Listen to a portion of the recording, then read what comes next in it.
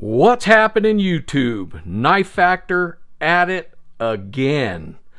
And today we have an unboxing, first impressions, and I'm going to go ahead and instead of throwing you the manufacturer specs, I'm just going to give you the specs on this unboxing today. Because I don't know how long it'll be before I give an actual review on this, because I bought this primarily for a camp and hunting knife, and right now I'm not sitting on any seasons. I mean, there might be a little coyote action, but I'm out of seasons. I don't know how much I'll use it and go camping. It's pretty cold and snowy here in the Pacific Northwest right now. So anyhow, give me a like, subscribe, follow, and then go follow me on Instagram at knife_factor. Got that out of the way at the beginning this time. How do you like that? So let's get into this. This is the White River Hunter 3.5. And reminder of the price point again, that I think their boxes are super cool. I have one other White River and I'm very happy with it, and that's why I went with this. So as you can see, made in the USA. Price point, again, this is about a $180 knife. That's how much I paid for it at Sportsman's Warehouse. I'm pretty sure you could probably get it cheaper somewhere else. Sportsman's Warehouse seems to be a little bit on the high side on their knives, I've noticed. So right out of the box, you got it sitting in a Kydex sheath. That thing's welded in there. Let's get into the card here. You got, let's see, belt loop instructions. Oh, it's got how you can adjust it, the different carrying positions you can use. And then you got your, I guess, certificate of authenticity. So there you go. There's that. Let's get this box out of the way and get into this knife. What do you think about that? All right. So I'm not going to get into first impressions. I'm going to go with some specs first. Weight-wise. Weight-wise.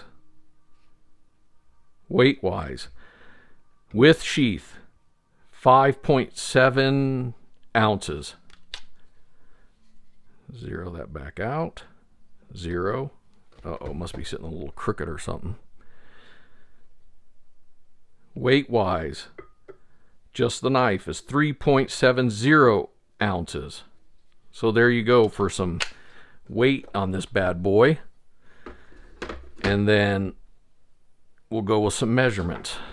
Get the sheath out of the way for the measurements. Blade length, 3 5/8 with a cutting edge of 3.5.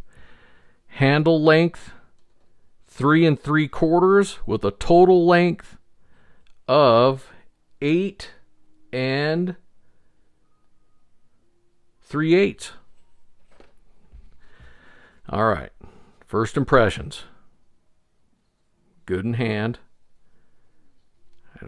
That spine right there barely comes up. You don't feel, you can kind of feel it right there like that. It's not deterring me or making me get any bad thoughts, but again, large size gloves, fits in there great. You got the weight, you got all that, and this is in S35VN, as you can see there. Kydex sheath with the belt loop. I'll probably throw this as maybe a scout carry. I like this shaped knife. I used to be a big fixed blade guy and had tons of Bark Rivers and all that good stuff, and this is really nice. I don't have any Bark Rivers anymore. Sorry, Bark River. I got too into folding knives and had to sell them all, but I wanted this for a little camp knife, but I didn't want their small. That thing is popping sharp right out of the box. There you go. Hair popping sharp. I think I gave you the price point. You see the blade shape, full height grind. I love that. I wanted to have a little camp hunt that I could use for a camp knife, a little bit bigger, not the small one that I think's under 3 inches. They're small hunter, or small game knife, I think they call it. But this has a nice belly on it, real even feeling. The belly's comfortable in hand. I mean, like always, I would like to see a choil there. The blade stops, and then you just have a non-sharpened spot. How about a little choil or a little sharpening choil there instead? But great hand, no jimping, don't care. Jimping most of the time, doesn't even matter. Nice and smooth on top. Maybe enough to probably hit a fire steel if that's your thing. Like I said, it's a camp knife, so I'll play with it. I'll use it as a little mini bushcraft hunting / camp knife. I wanted, really good at cutting the food up and whatnot, and I believe this will truly do a very fantastic job without being too big and cumbersome on the belt. And then come hunting season, I can throw it in my pack when it's time to clean up. And also, first impressions are actually great. Giant Mouse, this thing's been dirty. Ace Jutland comparison. Well, you're looking at pretty much the same size knife there, aren't you? This is a clip point versus a drop point. Huh? Buck 110. Buck 110. Handle's about the same. Blade, real close to the same, huh? That doesn't make sense to me. I don't remember that. Okay. So, just the different blade shapes make it look different. So there you go for a little size comparison. How about a Griptilian? A little bit bigger, both handle and blade on the Griptilian, and a PM2. There you go. There's your unboxing, first impression / overview of the White River Hunter 3.5. But what I didn't do, and I'm going to go ahead and do that before we go,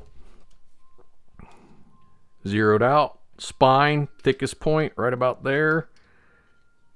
You got a spine thickness of 0.1045, so this thing should end up being slicey as can be. And then we got behind the edge, 0.0115. And I don't think this is a hollow grind or anything, or is it a convex? I don't think it's a convex. I don't feel it. I think it's just a full height flat grind drop point. So there you go. Thanks for watching, everybody.